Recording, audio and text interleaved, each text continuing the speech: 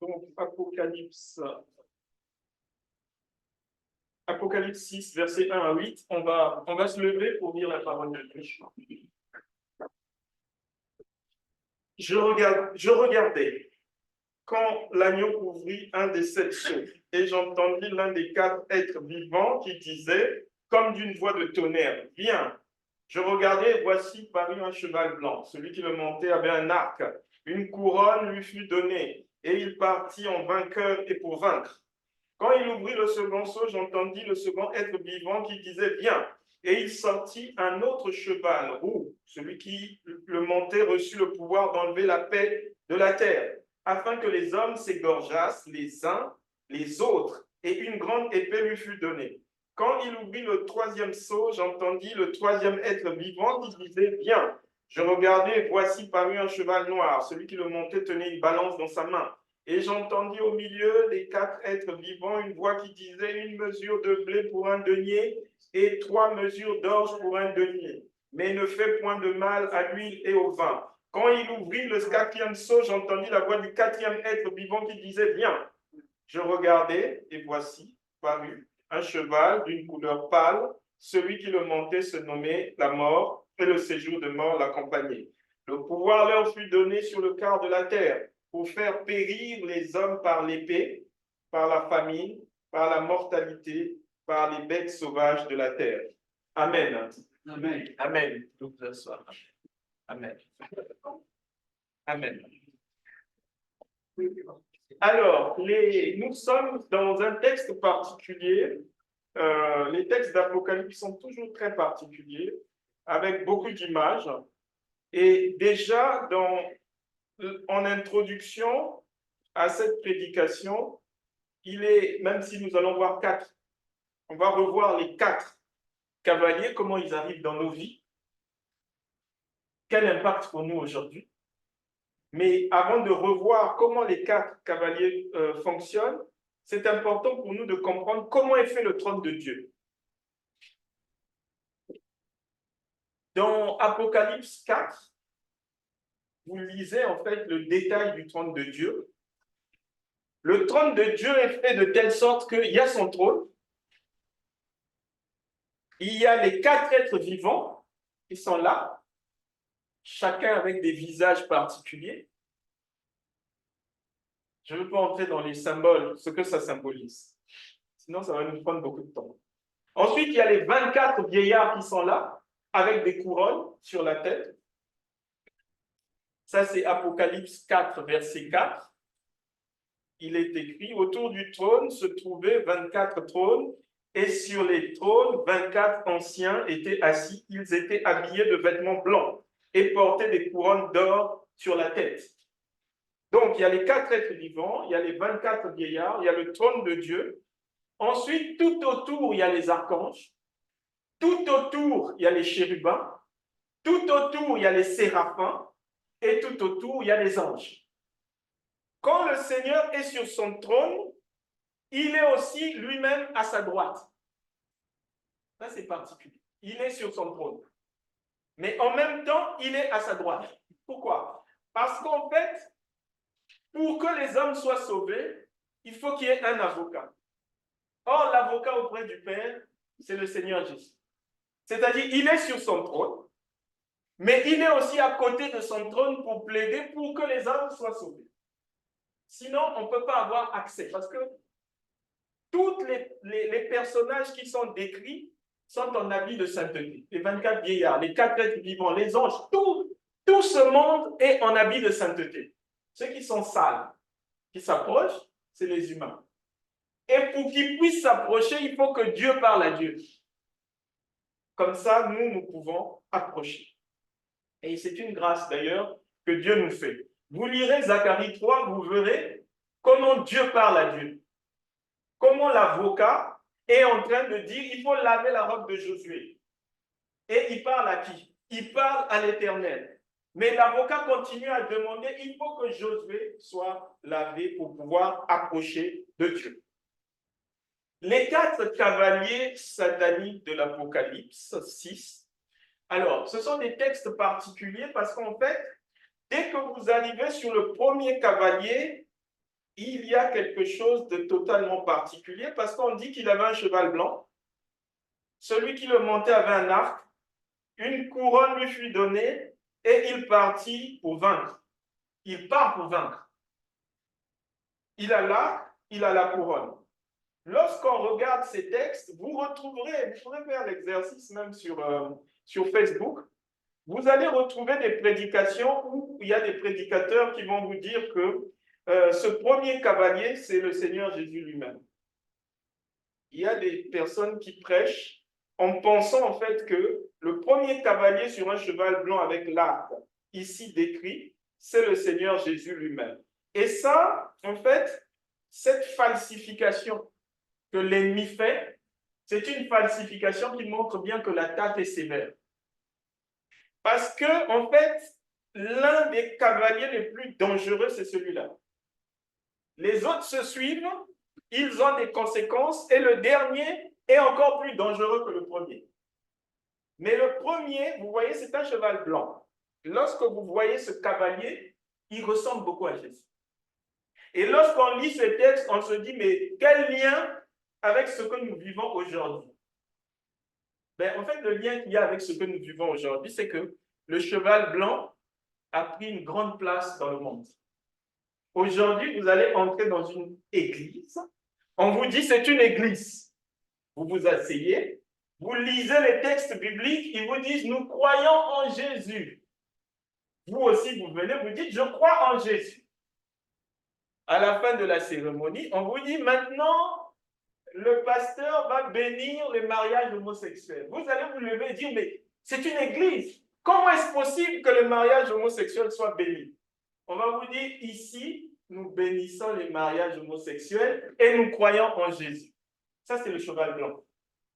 C'est le cheval blanc. C'est-à-dire que vous allez être dans un lieu où on ne rejette pas la divinité de Christ. C'est ça l'attaque. On ne vous dit pas que non, Jésus n'est pas Dieu, c'est un prophète. Non, le débat n'est pas là. Le débat est sur la mise en pratique de la parole, puisque on n'utilise pas ce qui est écrit dans la parole, au contraire, le contraire de ce qui est dit dans la parole. On reconnaît bien le diable dans Luc 4, dans sa discussion avec Jésus. Il cite des textes, mais les textes sont mal interprétés. Et aujourd'hui, le cheval blanc parcourt la terre, c'est-à-dire, il y a beaucoup d'antichrists sur la terre. Ça, vous lirez 1 Jean, 2 Jean, 3 Jean, vous allez voir comment le Seigneur va donner la révélation que les antichrists, il y en aura beaucoup sur la terre. Avant d'avoir leur chef, pendant la grande tribulation, qui va venir dire, maintenant, il n'y a plus de Jésus. C'est moi qui suis Dieu, vous devez m'adorer. Aujourd'hui, la doctrine de l'antichrist est en train de piluler sur la terre. Et les gens disent, j'aime Jésus. Je crois en Jésus. Oui, c'est vrai. Mais moi, cette partie de la doctrine, je fais. Or, ça, c'est la particularité même de l'Antichrist. Il va cibler les êtres humains pour les plonger dans l'idolâtrie. Mais dès que vous discutez sur la divinité de Christ, ils vont vous dire, oui, Jésus est Dieu.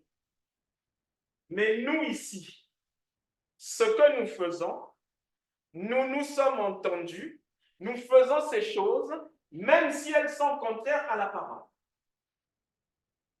Changement de sexe, des pasteurs conseillent des enfants à changer de sexe. Ils vont vous dire, nous croyons en Jésus, mais l'enfant a le droit de changer de sexe. Vous voyez la contradiction avec la parole. C'est ça le cheval blanc. C'est-à-dire que c'est un cheval qu'on peut confondre avec Jésus. Or, en hébreu, lorsqu'on dit je lis la Bible, ça veut dire je pratique la Bible. Le terme lire n'est pas en hébreu. Ce que je lis, je le pratique. Or, nous, la culture latine, c'est qu'on va faire une différence entre lire et pratiquer. Je prononce le nom de Jésus. Mais si je dis que je crois en Jésus, dans la doctrine, je ne dois jamais contredire le Seigneur Jésus. Or, aujourd'hui, les hommes contredisent le Seigneur. Celui qui contredit le Seigneur est un antichrist. À chaque fois qu'on contredit le Seigneur, ce sont des antichrists. C'est pour ça qu'aujourd'hui, sans surprise, Dans la doctrine catholique, il y a la bénédiction des mariages homosexuels. Ce n'est pas une surprise. Dans la doctrine protestante, il y a la bénédiction des mariages homosexuels. Ce n'est pas une surprise. C'est dans la prophétie du cheval blanc. Je vous rappelle qu'il est écrit qu'il a un arc, une couronne, et il est parti pour vaincre. Ça veut dire qu'il va dominer les esprits. Et si quelqu'un ne s'accroche pas à la parole de Dieu, comme les chrétiens de Béret, vous savez, les chrétiens de Béret, c'est pour ça que je vous ai dit, prenez vos Bibles quand on commence. Les chrétiens de Béret, même quand Paul prêchait, il prenait la Torah, il disait. Paul, qu'est-ce que tu as dit? C'est quel texte dans la Torah? Parce que justement, quelqu'un peut venir vous donner un évangile qui est contraire à l'évangile qui est dans la parole. Pourquoi? Parce que vous ne regardez pas dans la parole. Le pilier, le support que nous avons, c'est la parole et personne ne peut sortir de la parole parce que c'est ça la véritable doctrine. L'idolâtrie a été infusée sur la terre par le diable. Il a commencé dans le jardin d'Éden. Sa technique n'a pas changé. Dieu vous a-t-il vraiment dit? Il n'a pas dit, Dieu ne vous a pas dit. Mais il a dit, Dieu vous a-t-il vraiment dit? C'est la même chose aujourd'hui. Est-ce que la Bible dit vraiment qu'il faut interdire ces mariages? Quel texte vous avez qui dit qu'il faut interdire ces mariages? Vous voyez la subtilité? C'est une subtilité parce que c'est le mensonge de l'ennemi qui vient en fait entrer. Et quand quelqu'un vient vous dire des choses qui sont contraires à la saine doctrine, il ne faut jamais accepter. Et quand quelqu'un avance des arguments, il doit avoir des textes. C'est texte comme texte. Parce que la parole de Dieu est une véritable épée. Aujourd'hui, l'idolâtrie a tellement touché la terre que vous avez des religions où on adore les êtres humains. Quand vous voyez le catholicisme dans sa doctrine, le pape est adoré, le pape est vénéré. Quand vous voyez les pasteurs dans les églises évangéliques, tout ce qu'ils disent sont paroles d'évangile. Non, non, c'est un humain, il peut se tromper. On doit regarder la parole. Quand vous allez dans l'islam, si vous dites quelque chose sur le prophète, il y a un problème. Il ne faut jamais dire quelque chose de négatif sur le prophète. C'est de l'idolâtrie. La Bible appelle ça de l'idolâtrie. Celui sur qui nous ne pouvons dire rien de négatif, c'est Dieu. C'est Dieu. Pas les hommes. Et le Seigneur est unique. Il ne partage pas sa gloire. Jérémie 9, verset 3, il nous est écrit que chacun se méfie de son ami. Ne faites pas confiance à vos frères. En effet, aucun frère n'hésite à tromper. Et tout ami propage des calomnies. C'est un conseil. C'est un conseil que Dieu nous donne. Dans ce qui est spirituel, il faut toujours chercher la face de Dieu. Ce n'est pas parce que quelqu'un vient vous dire « Je suis pasteur depuis 20 ans ». Dans la doctrine, tu as le droit d'avorter. Que toi aussi, tu vas dire, le pasteur m'a dit, j'ai le droit. Non, non, non. La doctrine, c'est la doctrine de Jésus-Christ. Ce n'est pas la doctrine du pasteur, ce n'est pas la doctrine du prophète, c'est la doctrine de Jésus-Christ. Et c'est ce que Jésus-Christ a écrit que nous devons appliquer. Le premier arrive et vous savez, ces 4 cavaliers sont rentrés dans le jardin d'Éden quand Adam et Ève ont pris le fruit défendu. Quand le premier cavalier arrive, ce sont des cavaliers qui se suivent. C'est comme un cortège présidentiel. Vous voyez, les voitures se suivent. Donc, quand le premier cavalier entre avec les fausses doctrines, en fait, il est en train de préparer le terrain pour que le deuxième cavalier vienne. Et le deuxième cavalier va faire son apparition. Et lui, il a un cheval roux. Celui qui le montait reçut le pouvoir d'enlever la paix de la terre, afin que les hommes s'égorgeassent les uns les autres, et une grande épée lui fut donnée. Donc celui-là, il va venir enlever la quiétude sur la terre. Pourquoi? Parce qu'en fait, on a fait entrer les fausses doctrines. Vous comprenez qu'en fait, que lorsque le Seigneur Jésus répond aux pharisiens en disant que ce qui résume la loi, c'est aimer Dieu, aimer son prochain comme soi-même, une autre doctrine va venir dans le fait de dire, je peux aimer Dieu quand j'ai des problèmes, ouais, mais mon prochain, c'est son problème. S'il a des problèmes, ça veut dire qu'il n'a pas bien géré sa vie. Je n'ai pas besoin d'intervenir dans sa vie. Et même, on va introduire des doctrines dans lesquelles les hommes ne se supportent pas. Et donc, le cavalier roux, il arrive tranquillement et il va appliquer en fait le programme que l'ennemi va lui donner, c'est-à-dire d'enlever la paix et de mettre en fait la mort, de mettre en fait la guerre là où il va. Vous avez un exemple qui est très clair actuellement, c'est que vous voyez ce qui se passe actuellement en Ukraine. Il y a des familles qui sont des deux côtés. Il y a des gens qui vivent en Ukraine, qui ont leurs cousins en Russie, mais aujourd'hui, les deux pays se battent. Ça, c'est le cavalier roux, en fait. Ils parlent la même langue. Ils ont les mêmes origines. Mais sur le front, ils sont en train de se battre. Ça, c'est le cavalier roux parce que justement, il va enlever la paix sur la terre et en fait, il est en train d'appliquer, parce que derrière tous ces cavaliers se cache le diable. Il est en train d'appliquer le plan du diable, c'est-à-dire Jean 10, 10. Le voleur ne vient que pour voler, égorger et détruire.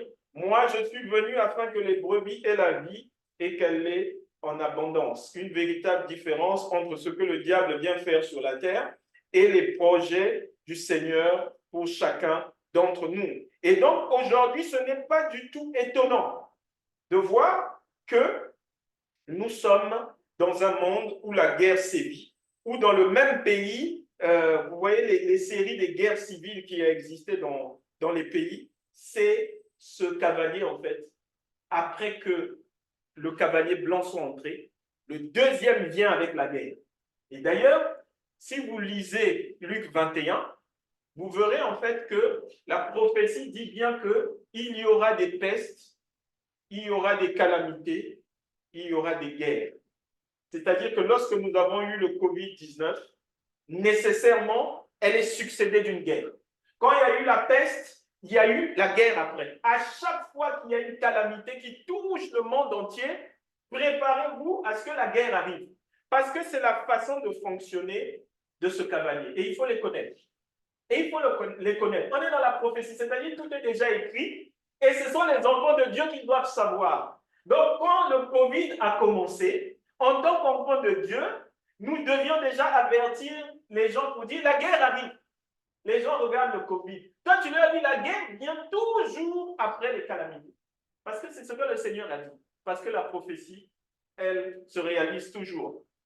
Ézéchiel 21, à partir du verset 14, il est écrit: Fils de l'homme, prophétise, tu diras, voici ce que dit le Seigneur, annonce l'épée, l'épée. Elle est aiguisée, elle est bien polie. C'est pour massacrer qu'elle est aiguisée. C'est pour étinceler qu'elle est polie. Comment pourrions-nous nous réjouir du sel de mon fils? L'épée méprise tout ce qui est en bois. On l'a donnée à polir pour qu'elle soit prête à l'emploi. Elle est aiguisée, l'épée, elle est polie pour armer la main du tueur. La main du tueur ici, c'est le diable. Le diable a une épée. Nous avons l'épée de la parole de Dieu, Éphésiens 6. Mais n'oubliez pas que le diable tient aussi une épée. Et la surprise, c'est que sur son épée, il y a aussi la parole de Dieu. Donc, il va venir aussi avec des paroles qui, soi-disant, sont des paroles de Dieu, mais comme d'habitude, ce sont des paroles tordues pour emmener l'homme à pécher. Parce que l'objectif, c'est toujours de faire tomber l'homme.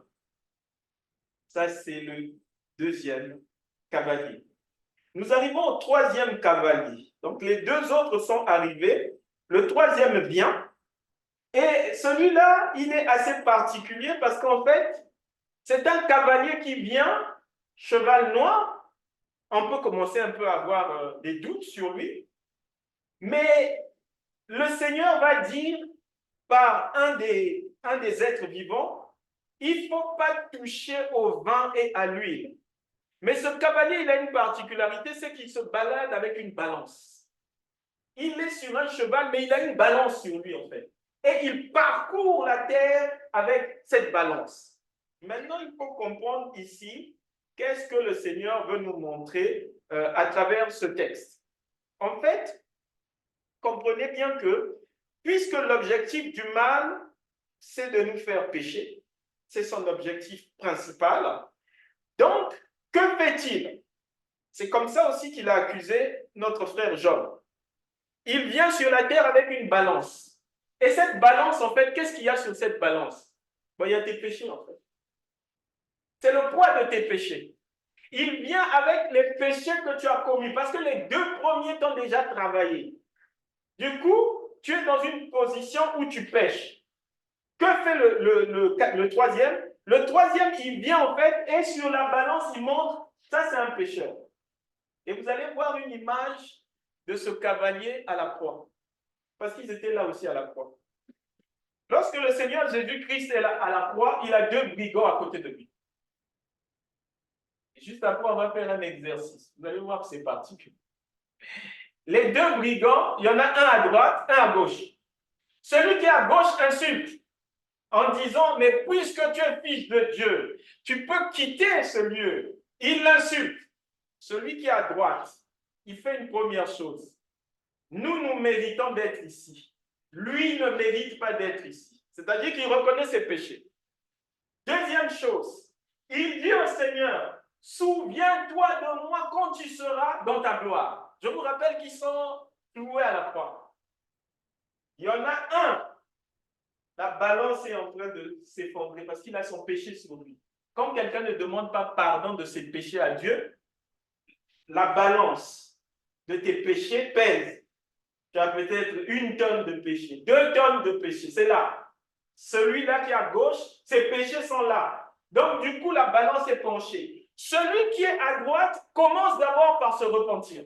Ah, l'acte de repentance, lorsqu'on demande pardon pour nos péchés à Dieu, les péchés du brigand à la croix sont transférés sur le Seigneur Jésus. Donc, la balance du cheval noir ne peut pas le toucher, puisque désormais, il est léger. Il n'a plus de poids. Donc, du coup, celui qui a du poids, c'est celui qui est sur la gauche. Ensuite, il va faire une chose extraordinaire. Il dit au Seigneur, souviens-toi de moi quand tu seras dans ta gloire.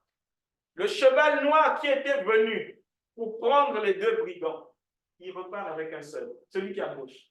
Parce qu'il ne s'est pas repenti. Celui qui est à droite n'a plus de péché, c'est fini.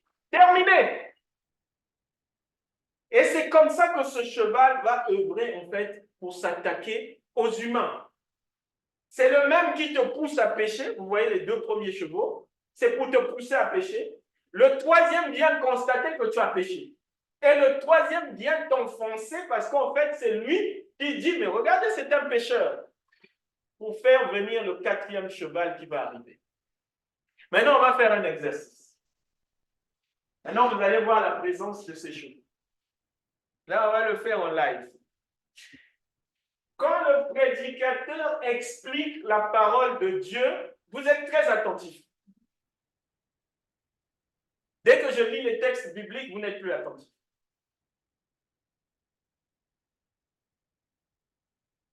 C'est ce cheval qui a l'œuvre.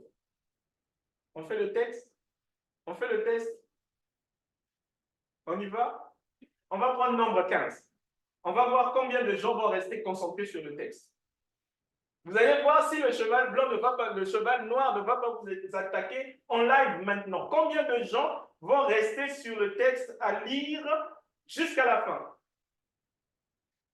Il y a, tout le monde a dans son téléphone la Bible. Si vous n'avez pas, c'est pas grave, c'est projeté. On est d'accord. C'est pas grave. Mais en fait, vous lisez. On va voir combien de temps vous allez réussir à être concentré sur le texte. Dès qu'il y a de la déconcentration, on arrête la lecture. On fait le constat. D'accord? Parce qu'il va y en avoir. Donc, nous sommes dans le texte de nombre 15. Règle relative au sacrifice. L'Éternel dit à Moïse, transmets ces instructions aux Israélites. Quand vous serez entrés dans le pays que je vous donne pour y établir votre demeure, et que vous offrirez à l'Éternel un sacrifice passé par le feu, soit un holocauste, soit un sacrifice accomplissement d'un vœu ou en offrande volontaire, ou bien lors de vos fêtes, pour produire avec votre gros ou votre petit bétail une odeur agréable à l'Éternel. Celui qui fera son offrande à l'Éternel présentera en offrande 2 litres de fleurs de farine pétrie avec 1 litre d'huile.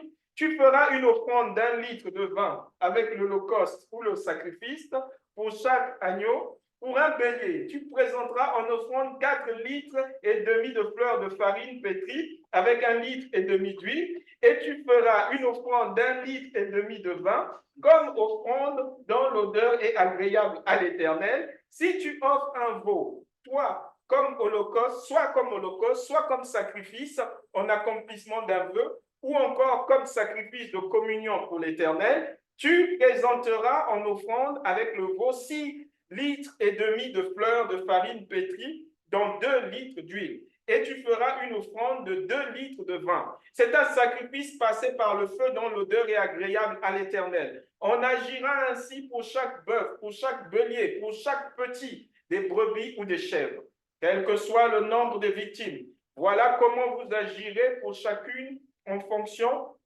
de leur nombre. C'est ainsi que tout Israélite agira lorsqu'il offrira un sacrifice passé par le feu dont l'odeur est agréable à l'Éternel.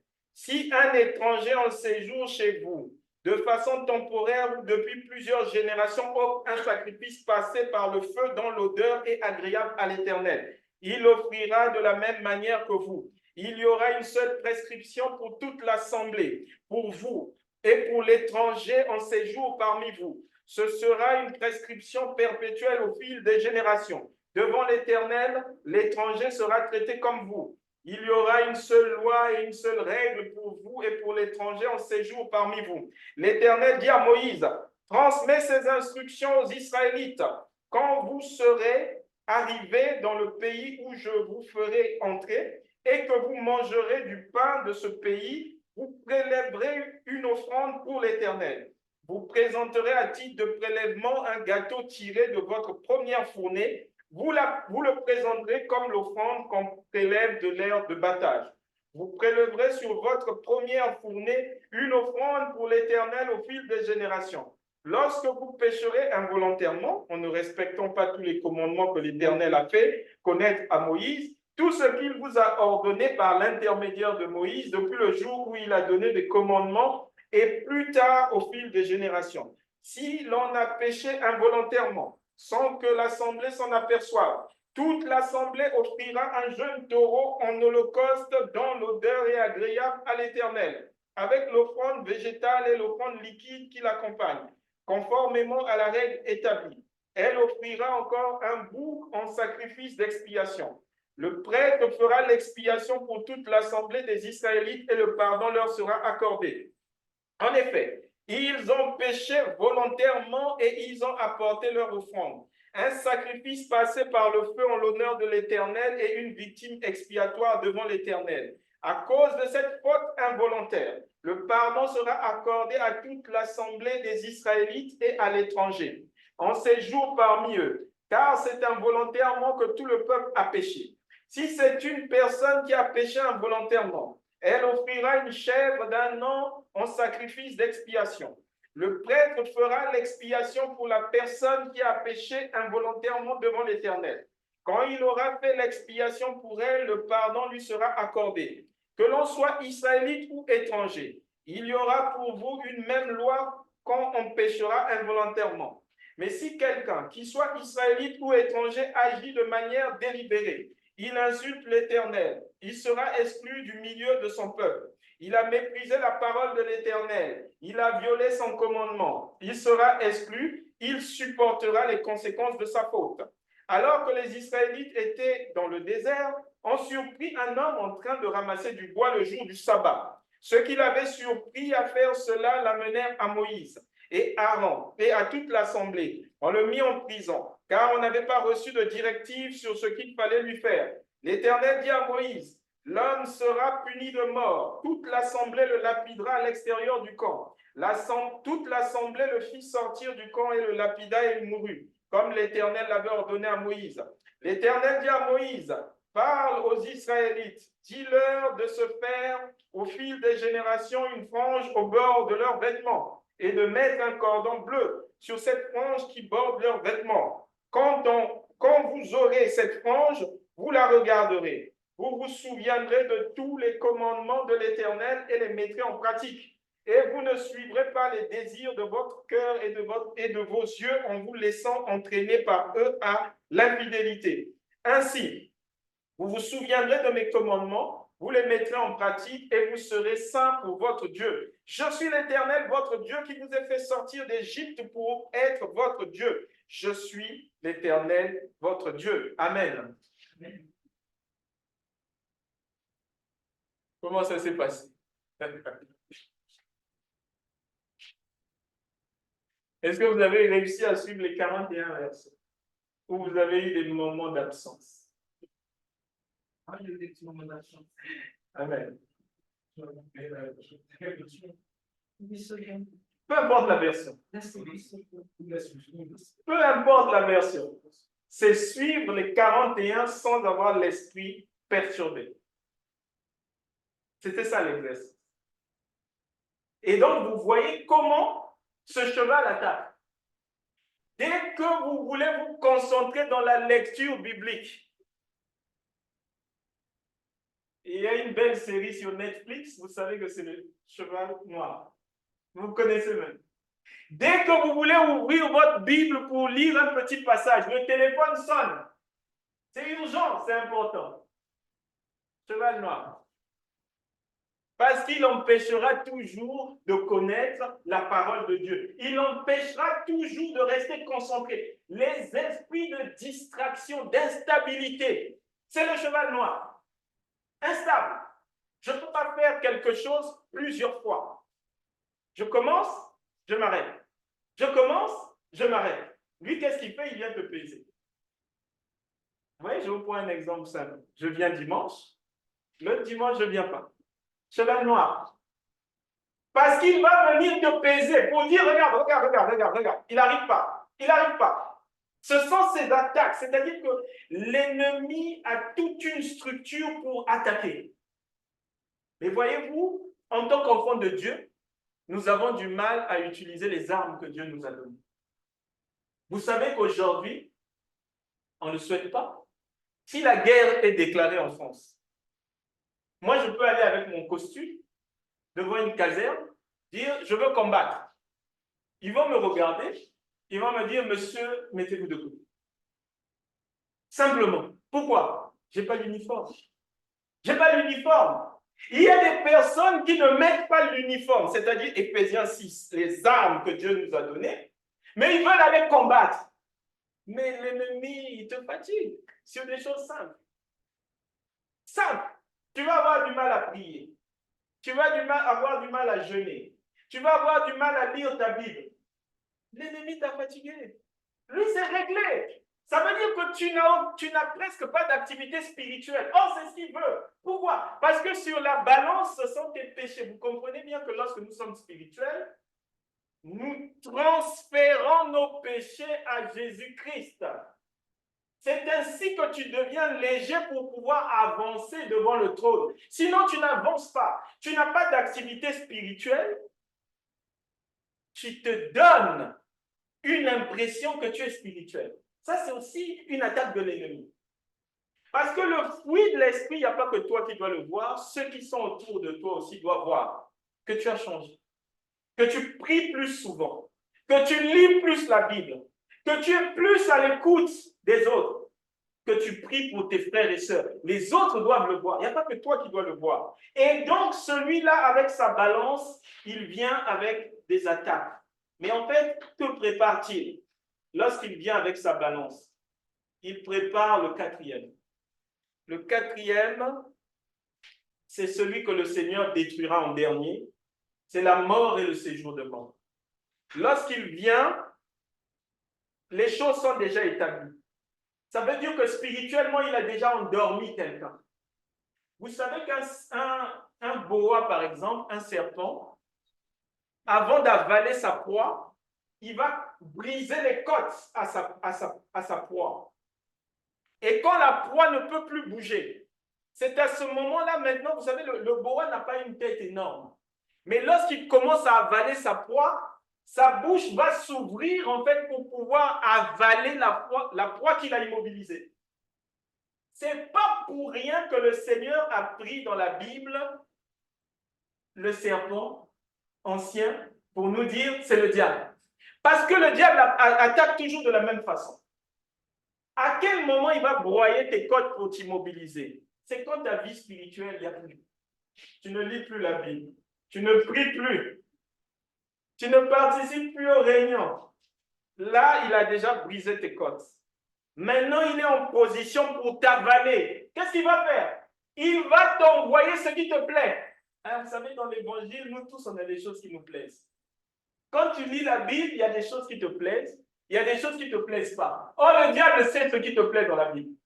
Si tu aimes les miracles, il va t'envoyer sur YouTube les prédications des gens avec les miracles. La dernière fois, j'en ai vu un. Il était là. Comment il s'appelle d'ailleurs? Évangéliste Talingano, je pense, un truc comme ça. Un monsieur d'un certain âge. Il a commencé son message. J'ai prié pour le président Mobutu. Il était à genoux devant moi en 86. Il a donné sa vie. Talingano, c'est ça? Il a donné sa vie à Jésus. Oui, c'était miraculeux. J'ai prié pour le président Bongo, mais il n'a pas voulu ouvrir son cœur. Oui, l'évangile, il faut le diffuser. On regarde, on dit, ah, mais ça, c'est bien. Un homme de Dieu. Mais il prie avec les présidents, c'est un homme de Dieu. La prédication d'après. Quand quelqu'un vient vous dire une prophétie, ne l'écoutez pas. Avez-vous déjà vu Jésus prophétiser? Pierre a-t-il déjà prophétisé? Vous le lisez dans quel texte? Je me suis posé la question, mais il se dit homme de Dieu et il ne sait pas que la Bible est toute une prophétie? Aujourd'hui, nous avons eu le Covid-19, mais c'est écrit dans Luc 21. C'est Jésus qui a prophétisé. Donc, lui dit que la prophétie, j'ai compris que ce n'était pas un homme de Dieu. Vous voyez, ce que tu veux entendre, l'ennemi va te le mettre.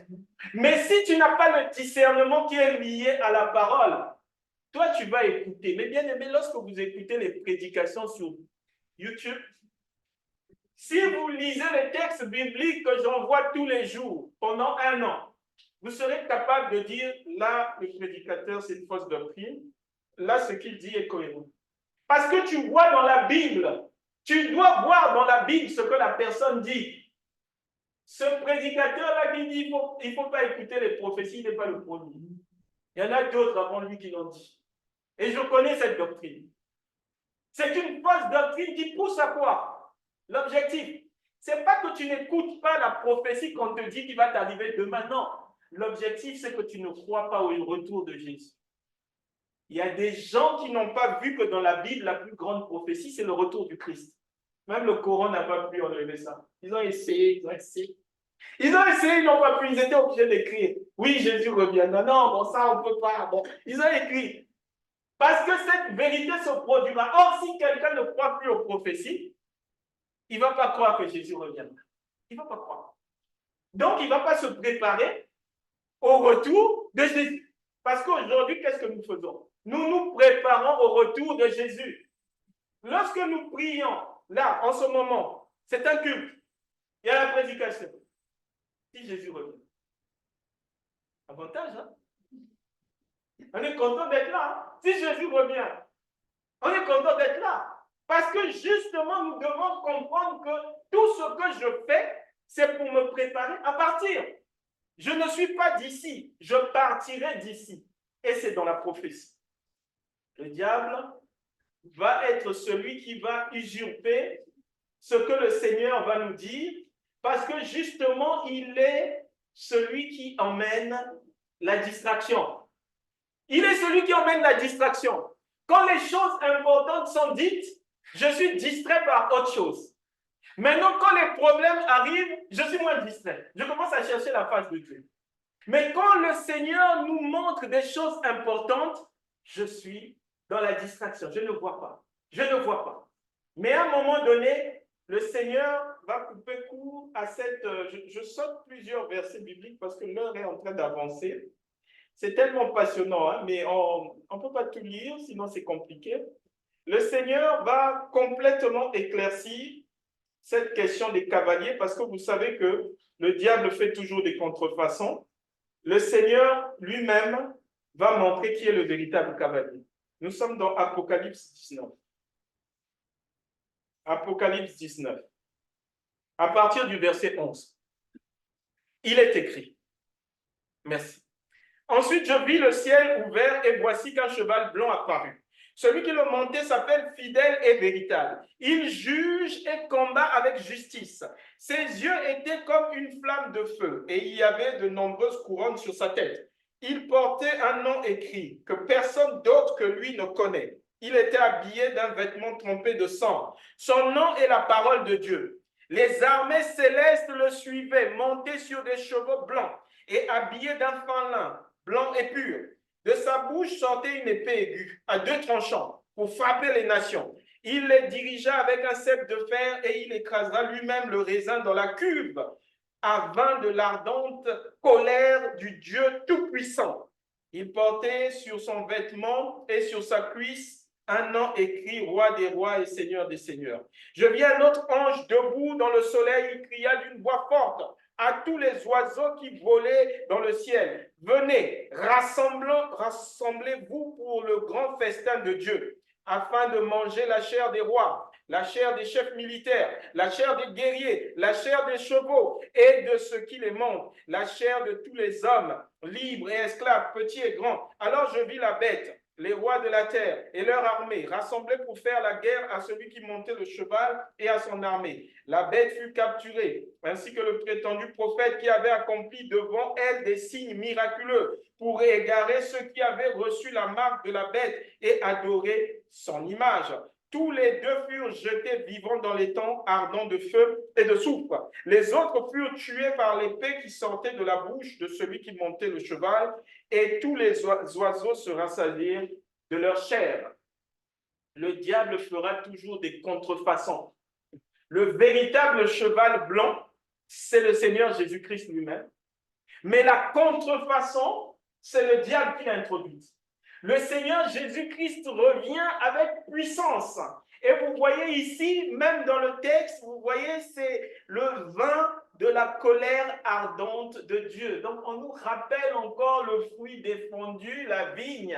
Et ici, cette colère va se manifester parce que Dieu va voir les nations se lever contre Israël, mais aussi contre ses élus. Parce que lorsqu'on lit Luc 21, effectivement, on voit en fait que le Seigneur prévient qu'il y aura la guerre sur Jérusalem, que Jérusalem va être encerclée.